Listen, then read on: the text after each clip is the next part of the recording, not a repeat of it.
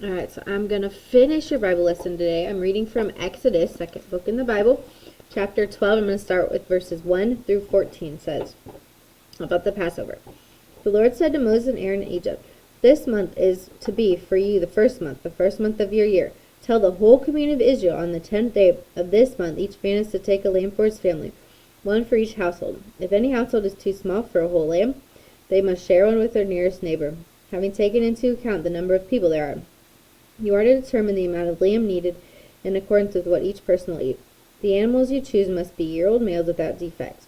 You may take them from the sheep or the goats. Take care of them until the 14th day of the month, when all the people of the community of Israel must slaughter them at twilight.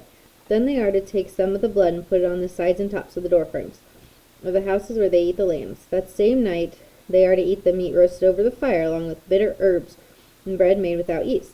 Do not eat the meat raw or cooked in water, but roasted over the fire, head, legs, and inner parts. Do not leave any of it till morning. If some is left till morning, you must burn it. This is how you are to eat it, with your cloak tucked into your belt, your sandals on your feet, your staff in your hand. Eat it in haste. It is the Lord's Passover. On the same night I will pass through Egypt and strike down every firstborn, both men and animals, and I will bring judgment on all the gods of Egypt.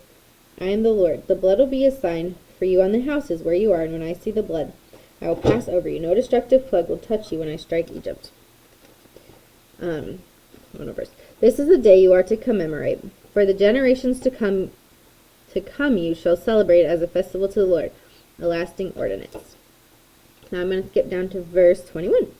Then Moses summoned all the elders of Israel and said to them, "Go at once and select the animals for your families and slaughter the Passover lamb. Take a bunch of hyssop, dip it into the blood in the basin, and put some of the blood on the top and on both sides of the door frame. Not one of you shall go out the door of his house until morning. When the Lord goes through the land to strike down the Egyptians, he will see the blood on the top and sides of the door frame and will pass over that doorway, and he will not permit the destroyer to enter your house and strike you down.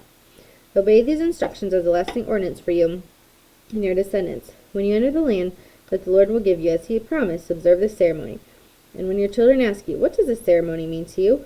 then tell them, 'It's the Passover sacrifice to the Lord, who passed over the houses of the Israelites in Egypt and spared our homes when he struck down the Egyptians.' Then the people bowed down and worshipped. The Israelites did just what the Lord commanded Moses and Aaron. At midnight the Lord struck down all the firstborn in Egypt, from the firstborn of Pharaoh, who sat on the throne, to the firstborn of the prisoner who was in the dungeon, and the firstborn of all the livestock as well. Pharaoh and all his officials and all the Egyptians got up during the night, and there was loud wailing in Egypt, for there was not a house without someone dead." The Exodus. During that night Pharaoh summoned Moses and Aaron and said, "Up, leave my people, you and the Israelites. Go, worship the Lord as you have requested. Take your flocks and herds as you have said, and go, and also bless me." The Egyptians urged the people to hurry and leave the country, for otherwise, they said, "we will all die." So the people took their dough before the yeast was added, and carried it on their shoulders in kneading troughs wrapped in clothing. The Israelites did as Moses instructed, and asked the Egyptians for articles of silver and gold for clothing. The Lord had made the Egyptians favorably disposed toward the people, and they gave them what they asked for. So they plundered the Egyptians. The Israelites journeyed from Ramses to Succoth. There were about 600,000 men on foot, besides women and children. Many other people went up with them, as well as large droves of livestock, both flocks and herds. With the dough they had brought from Egypt, they baked cakes of unleavened bread. The dough was without yeast, because they had been driven out of Egypt and did not have time to prepare food for themselves.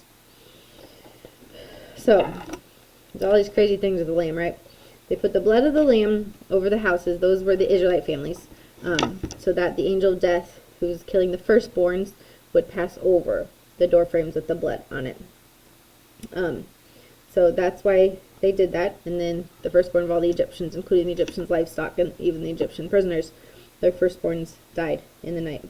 And when they say firstborn, it's a son. So the firstborn son, because back in biblical times, unfortunately, this is just kind of how it was, the son was the one that would take over the family and their land and everything. So the firstborn son was very significant in each family. So when they died, it was really hard on the family. The plague brought sudden death to the firstborn sons and all firstborn male sons and all the families and the animals as well, including Pharaoh and his son. So this plague kind of goes, it's awful, right? The Israelites' life with the Egyptians was awful.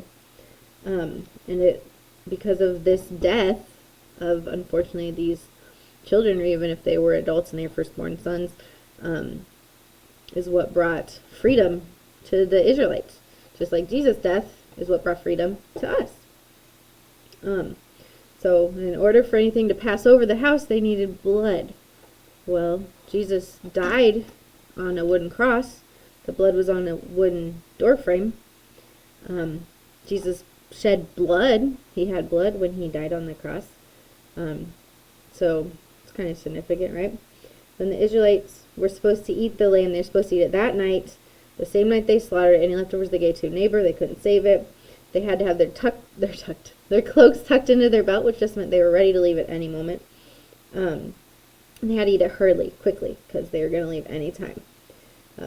Having the belt on and the sandals on and a staff shows that they were ready to travel. That's what they needed to be able to travel, to leave immediately.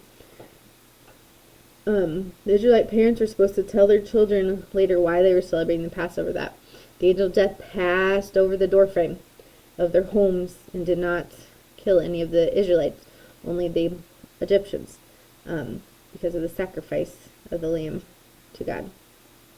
And then the Israelites were saved in this first Passover, and so they were able to escape Egypt. Alright, so you are going to now complete workbook page 57 on your own. You can do it with your family as well, or your siblings. Totally welcome to do that. But there is kind of the story of the Egyptians. Bye.